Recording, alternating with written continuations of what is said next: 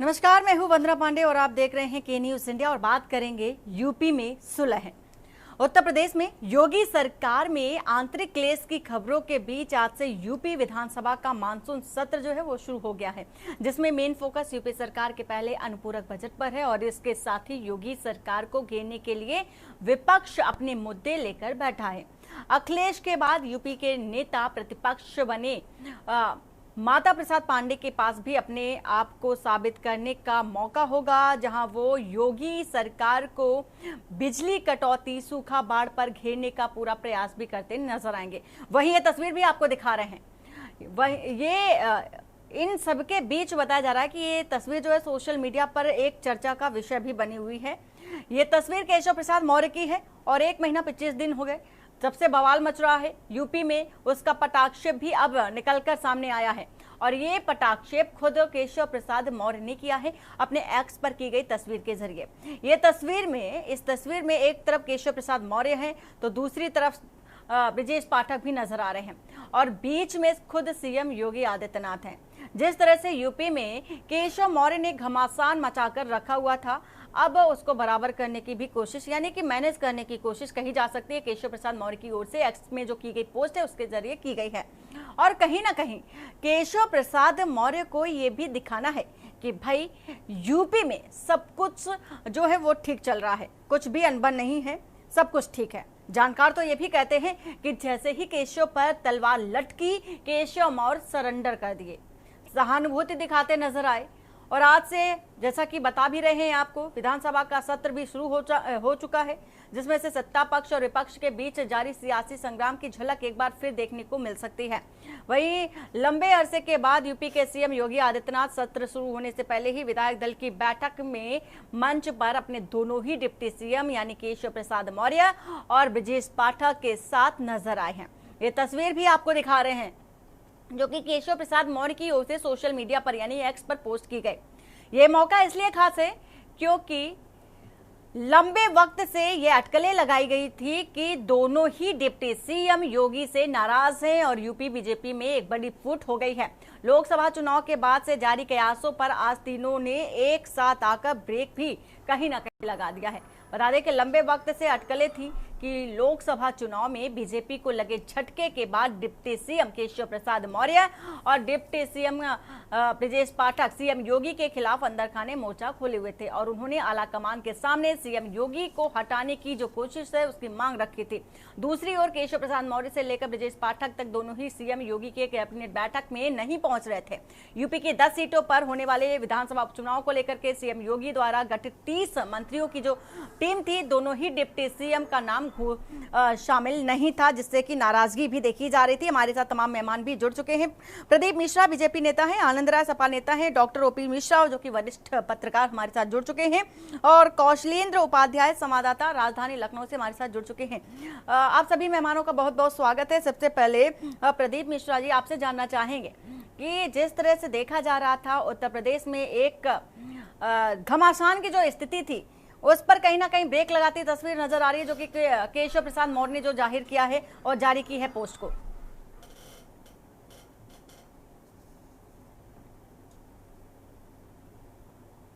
आवाज नहीं आ रही प्रदीप जी आपकी। जी बोलिए।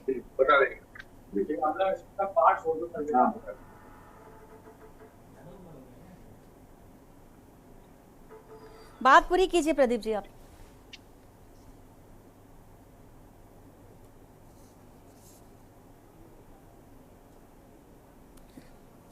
आपकी आवाज नहीं पहुंच पा रही है, अनम्यूट कर लीजिए। आनंद राय, आपसे जानना चाहेंगे। आनंद जी, जिस तरह से देखा जा रहा था कि इसका सीधा सीधा जो असर देखा जा रहा है विपक्षी खेमे में देखने को खूब मिल रहा था और खूब फायदा भी उठाने की कोशिश की जा रही थी। लगातार केशव प्रसाद मौर्य को लेकर के तरह तरह की बयानबाजी भी देखी जा रही थी। अब क्या लग रहा है कि कहीं ब्रेक तो नहीं लग गया है? केशव प्रसाद मौर्य के जो जारी पोस्ट के जरिए दिखा दिया है भाई यूपी में सब कुछ ठीक ठाक है, कुछ भी अनबन नहीं है, कुछ भी बड़ा नहीं होने वाला है। ऐसा कुछ नहीं है। मैं आपसे बता देना चाहता हूं, अभी कल कल की ही वीडियो जारी हुई है। मैंने भी देखा है।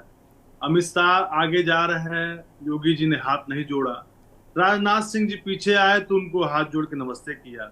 फिर उसके पीछे जेपी नड्डा और प्रधानमंत्री मोदी जी आ रहे हैं, तो उनको उन्होंने नमस्ते नहीं किया। तो ये सब देख के तो हमको तो नहीं लग रहा है सब कुछ ठीक चल रहा है। दिखाने वाली हो गई कि चलो हमारे घर पे सब कुछ ठीक चल रहा है, लेकिन ऐसा कुछ है नहीं। इनका अंतरकलह बहुत बढ़ता जा रहा है।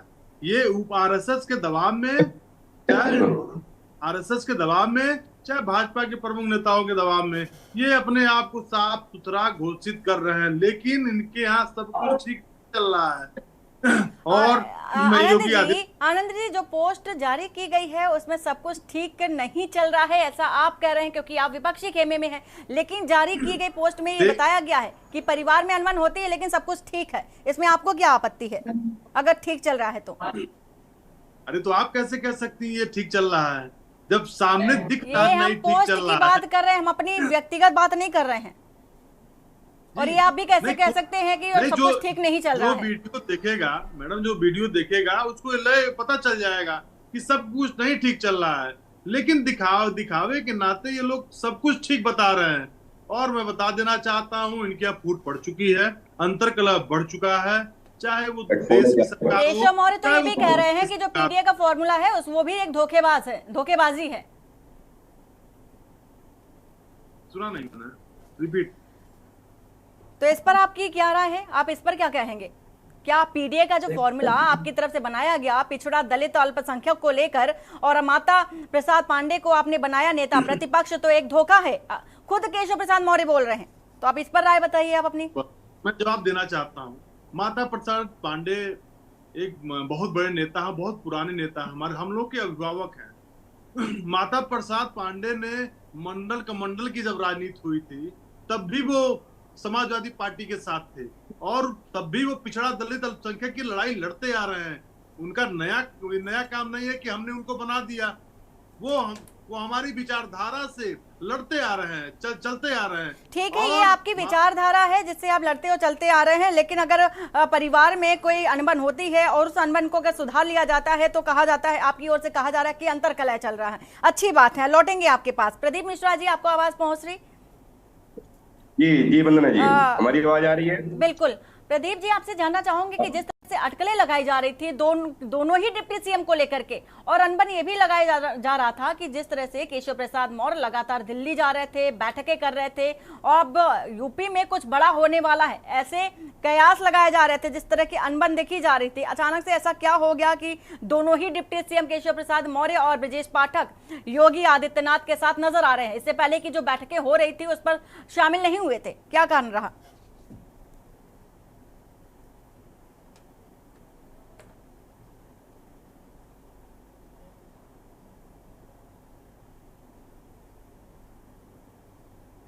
वंदना जी, मैं आपके चैनल के माध्यम से मैं बताना चाहूंगा, योगी आदित्यनाथ के दाहिने और बाएं हाथ हैं केशव मौर्य और ब्रजेश पाठक। और जो आप बता रहे हैं कि दिल्ली भाग भाग के दौड़ के जा रहे थे, संगठन कार्य हेतु उनको बुलाया जा रहा था, उस कार्य के लिए लोग जा रहे थे। और रही बात योगी आदित्यनाथ की सरकार अंगद के पैर की तरह जो है उत्तर प्रदेश में जमी हुई है और अपने कार्यकाल को पूरा करेगी, और मिशन 2027 भी जो हमारा है, हम इन्हीं के उसमें हम लोग चुनाव लड़ने वाले हैं। हमारे दोनों उप मुख्यमंत्री सदैव इनका सहयोग करते हुए संगठन कार्य को आगे बढ़ाएंगे। ये विपक्ष की मनगढ़ंत कहानी है, विपक्ष इसको उधार देने का कार्य कर रहा है। विपक्ष अपने घर को बचाए कर रहा है, लेकिन आप भी बताइए, आपको ये बताइए, हमारे घर में कि अचानक से जरूरत नहीं है, हमारा घर बहुत मजबूत है। घर मजबूत है, ठीक बात है, अच्छी बात है, घर मजबूत होना चाहिए। सभी के घरों में अनबन होती है लेकिन अनबन सुधारा जाता है, लेकिन बात ये सामाजिक तौर पर भी आ जाती है, सामने आ जाती है।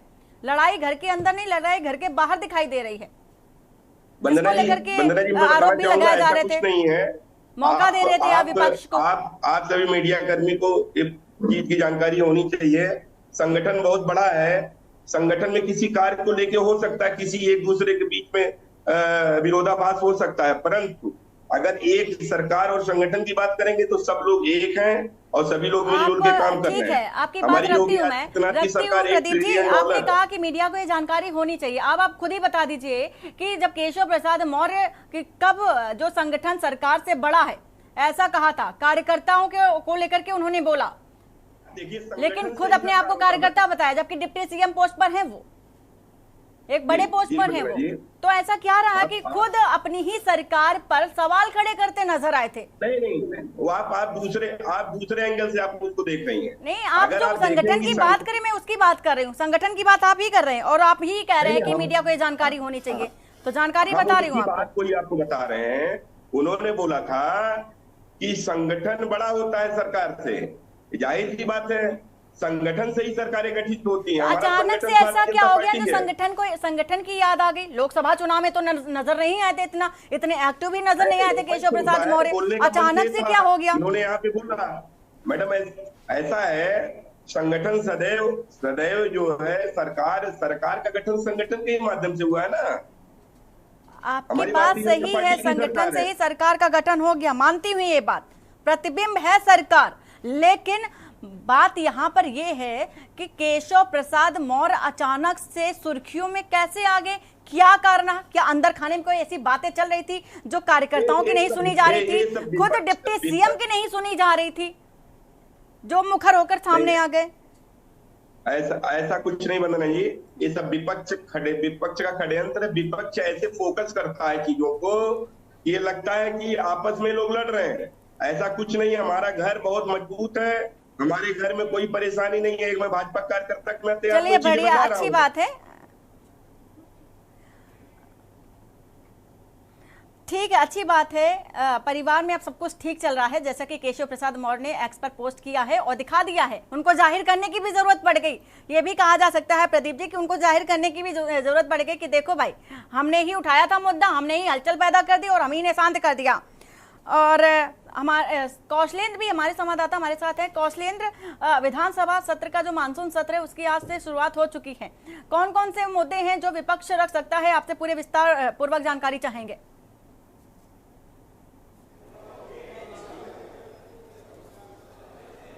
बिल्कुल, देखिए, आपको बताएं कि मानसून सत्र जो 4 दिन के लिए शुरू किया गया है, उसमें अनुपूरक बजट पास करना, कई अध्यादेश जारी करने हैं। लेकिन अगर बात करें विपक्ष की, जो महंगाई और बेरोजगारी को लेकर मुद्दे को हमेशा लेके जो है प्रहार करती रही है सत्ता पक्ष पे, उसके बाद वहीं कानून व्यवस्था को लेकर, बिजली के लेकर, तमाम किसान के मुद्दों को लेकर वो मुखर है और उसका विरोध प्रदर्शन कर भी रही है। सत्ता पक्ष भी अभी प्रश्नकाल क्योंकि चल रहा है, सत्र शुरू हुआ है, तो इसमें जो विपक्ष के जो सवाल हैं, जो जनप्रतिनिधियों के सवाल हैं, उसको अभी अधिष्ठाता महोदय सुन रहे हैं। उसके बाद वो जवाब पूरा सरकार की तरफ से जारी होगा और सरकार जो है, जो मंत्री हैं, जो नुमाइंदे हैं उनके, वो उसका जवाब देंगे। अभी जो आज पहला दिन है और जो आज तो विधायी कार्य हैं, उसमें सबसे पहले प्रश्नकाल समाजवादी पार्टी के विधायकों की तरफ से लगाया गया है, तो उनकी बात को अभी सुना जा रहा है। वहीं कांग्रेस के विधायक वो भी जो है उस जो कांग्रेस विधानमंडल के नेता हैं, उनकी तरफ से, राजना मिश्रा की तरफ से प्रश्नकाल लगाया गया था, उनकी बात सुनी गई। ऐसे तमाम जो विधायक हैं, चाहे वो सत्ता पक्ष के भी हैं, जो जनप्रतिनिधि हैं, जो अपने इस विधानसभा सत्र में, मानसून सत्र में जो प्रश्न लगाए हुए हैं, उनकी बात अभी सुनी जा रही है। इसके बाद जो सरकार की तरफ से दिशा निर्देश दिए गए होंगे, जो विधानमंडल दल की जो बैठक हुई, जिसमें मंत्रियों को जो जिम्मेदारी, ये विभागवार जो लोगों को जिम्मेदारी दी गई है, उनकी तरफ से उनका जवाब जाएगा और उनकी तरफ से जवाब मंच पे, वहीं पे विधानसभा में दिया जाएगा। बिल्कुल कौशलेंद्र, और ये सत्र चलने वाला है। फिलहाल हमारे साथ डॉक्टर ओपी मिश्रा वरिष्ठ पत्रकार हैं, इनसे भी हम बातचीत करेंगे, लेकिन यहाँ पर ब्रेक का इशारा मिल रहा है। ब्रेक के बाद जल्द लौटते हैं अपनी चर्चा पर। आप देख रहे हैं के न्यूज, खबरों का सारथी।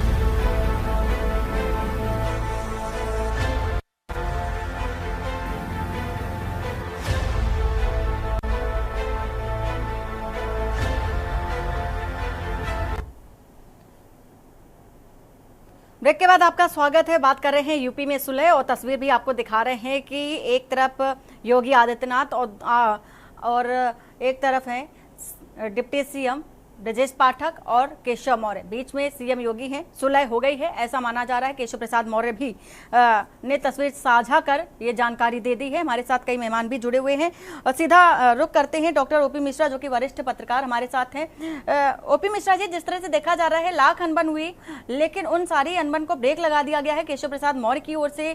क्या लगता है कि जो मांगी जा रही थी पूरी करने के लिए केशव प्रसाद कह रहे थे, और क्या लगता है कि वो मांगे मान ली गई हैं, इसलिए केशव प्रसाद मौर्य सुलह करने के लिए तैयार हो गए हैं और खुद पोस्ट जारी कर रहे हैं सोशल मीडिया पर?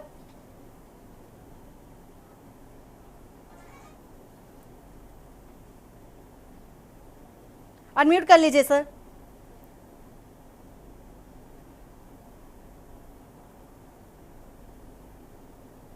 जी आ रही आवाज। कहा जाता है ना, कुछ मजबूरन और कुछ मसलहतन, हम कातिल को भी मसीहा कहते हैं। ये तूफान के पहले की खामोशी है, इसके सिवा कुछ नहीं। टाइम बीइंग के लिए ये सब किया गया है। 10 विधानसभा के उपचुनाव होने हैं, वहां तक वेट करना है और इसके बाद झारखंड, हरियाणा और महाराष्ट्र के चुनाव, तब तक किसी न किसी तरह से सामंजस्य बनाकर रखना है, ऐसे निर्देश दिए गए। इसके बाद परिवर्तन तो यहां अवश्य संभावी है, परिवर्तन होगा। योगी आदित्यनाथ जी जाएंगे ये भी तय है, लेकिन वेट करना होगा अभी, और तब तक ये दिखाना होगा कि हम साथ साथ हैं। भले हम साथ साथ हैं कि नहीं है वो अलग की बात, लेकिन शो ये करना होगा, पब्लिक में यही मैसेज जाना चाहिए कि हम साथ साथ हैं। अदरवाइज जो रिपोर्टें आ रही हैं ना, तो 3 सीटें इनके पास, अभी जो चुनाव जहां होने उनके पास थी भाजपा के पास, ये तीनों वो लाश कर जाएंगे अगर इसी तरह बंटवारा होता रहा। यही कारण है कि ये सब कुछ दिखाने के लिए किया जा रहा है, बाकी अंदर खाने कुछ और पक रहा है। जी, बड़ी बात कही आपने कि यूपी में योगी को हटाने की जो कोशिश है वो देखी जा रही है, लेकिन इंतजार उपचुनाव का किया जा रहा है। प्रदीप जी आपसे जानना चाहें। बिल्कुल सर, और प्रदीप जी से ही आंसर जान लेते हैं। प्रदीप जी, क्या ऐसी कोई तस्वीर, जिस तरह से अनबन तो देखी जा रही है, लेकिन एक मुखौटा होता है ना कि मुखौटे के पीछे कुछ और है लेकिन सामने कुछ और है, ऐसी स्थिति है क्या? नहीं वंदना जी, ये सब निराधार बातें हैं। ठीक है, हमारी संगठन बहुत मजबूत है। हमारे योगी आदित्यनाथ के नेतृत्व में दोनों उप मुख्यमंत्री बराबर कार्य कर रहे हैं और आगे कार्य करते रहेंगे। जो 10 उप चुनाव हैं विधानसभा के, उसमें हम लोग लक्ष्य 7 से 8 विधानसभा जीतने का लक्ष्य लेके चल रहे हैं। हमारा एनडीए पूर्व में 5 सीटें जीती थी, 3 भाजपा की सीटें थी, और आप मान के चलिए 7 से 8 सीटें हम लोग वहां जीतने वाले हैं। हमारा संगठन पूर्ण रूप से इस कार्य में लगा हुआ है और हमारे दोनों, आप देखिए चित्र जो साझा हुआ है, हमारे योगी आदित्यनाथ जी के बगल में दाहिने तरफ केशव जी सदैव बैठते हैं, वो दाहिने हाथ के रूप में सरकार में कार्य कर रहे हैं, और बाएं हाथ के रूप में ब्रजेश पाठक जी सदैव लगे हुए हैं। ये सब विपक्ष और तथाकथित जो लोग इस पे कार्य कर रहे हैं, जो प्रेजेंट करना चाहते हैं, वो सब चीजें निराधार है और इससे हम लोगों का कोई लेना देना नहीं। हमारा संगठन बहुत मजबूत है और मजबूती से कार्य कर रहा है। ठीक है, लेकिन दोनों ही हाथ की अगर बात कर रहे हैं तो दोनों हाथ जो हैं वो नाराज हैं। नहीं, कोई नाराजगी नहीं मैडम। ब्रजेश पाठक भी नाराजगी दिखा चुके हैं। खैर, उपचुनाव के बाद देखने वाली बात होगी कि उपचुनाव के बाद की जो तस्वीरें होंगी वो क्या नजर देखने को मिलती हैं। उपचुनाव तक की इंतजार तो करना पड़ेगा, क्योंकि 10 सीटों पर चुनाव जो होना है, उपचुनाव होना है। वंदना जी, मैं बताना चाहूंगा, आप आधिकारिक रूप से देखेंगे कोई नाराजगी आपको दर्ज कराया क्या, या कहीं कोई बोला क्या ये नाराजगी? अगर माननीय केशव प्रसाद मौर्य ने एक बात केवल बोल दी कि सरकार से बड़ा संगठन होता है, आप उसको नाराजगी लेके आप लोग चल रहे हैं, विपक्ष उसको मुद्दा बना रहा है।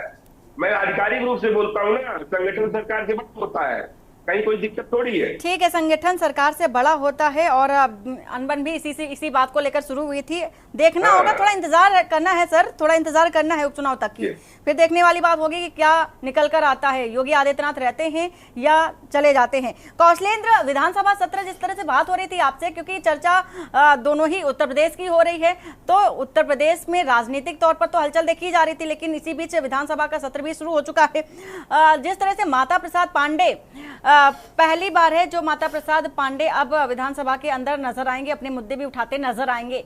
पूर्व विधानसभा अध्यक्ष भी रहे हैं, कौन कौन से मुद्दे होंगे जो विपक्षी खेमे से उठाते नजर आएंगे?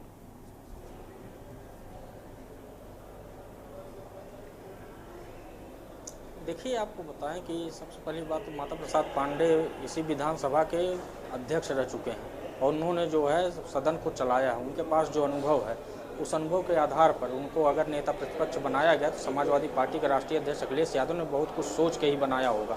उसके बाद अगर रही बात मुद्दे की, मुद्दे हमेशा देखिए सरकार के खिलाफ विपक्ष हमेशा मुखर रहा है, चाहे जब भी सत्र चला हो, चाहे सरकार रही हो या दूसरी सरकार रही हो, सरकारें आई गई हैं, लेकिन विपक्ष हमेशा कहीं न कहीं जनहित के मुद्दे को लेकर विधानसभा सत्र में जो है मुखर हुई है।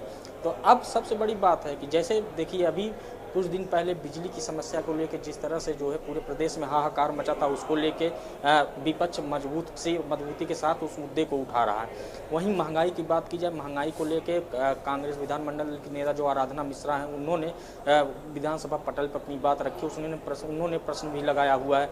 उसके बाद स्वास्थ्य की व्यवस्था पे एक बात की जाए, जो कि डिप्टी सीएम के ब्रजेश पाठक के पास है, उनके पास उनके में भी प्रश्न लगा हुआ है। उनके मंत्रालय में भी कई जो है विपक्षी नेताओं ने उनके पे सवाल लगाए। तो स्वास्थ्य, बिजली और पानी और उसके बाद सड़क, जो तमाम हुए अपराध से लेके जो चीज़ें हैं कानून व्यवस्था को लेके, चाहे वो भ्रष्टाचार को लेकर या महंगाई को लेकर, उस पर लगातार विपक्ष मुखर हुआ है। और विधानसभा के बाहर और विधानसभा सत्र के अंदर भी देखिए समाजवादी पार्टी किस तरह से एक सूत्र होकर जो है हल्ला मचा रहे, इन मुद्दों को लेके और जनहित मुद्दों को बताकर उन्होंने एक माहौल बनाया हुआ है।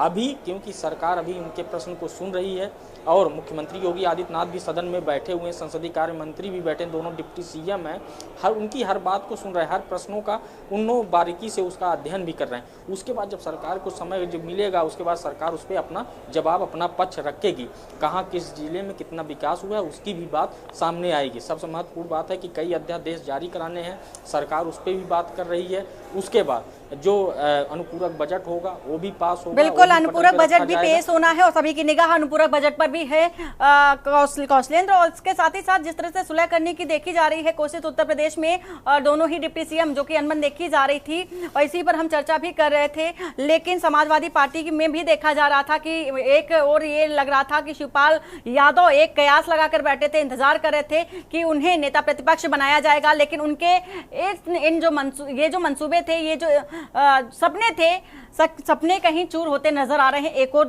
देखा जा सकता है जिस तरह से वो नेता प्रतिपक्ष बनने की एक सपना भी देख रहे थे। आप सभी मेहमानों का बहुत बहुत शुक्रिया। बात कर रहे थे यूपी में सुलह तो देखी जा रही है, लेकिन उपचुनाव तक की, उपचुनाव के बाद क्या तस्वीरें निकल कर आती ये देखने वाली बात होगी। फिलहाल बुलेटिन में इतना ही, बाकी की जो खबरें हैं उसके लिए बने रहिए आप के न्यूज इंडिया के साथ। नमस्कार।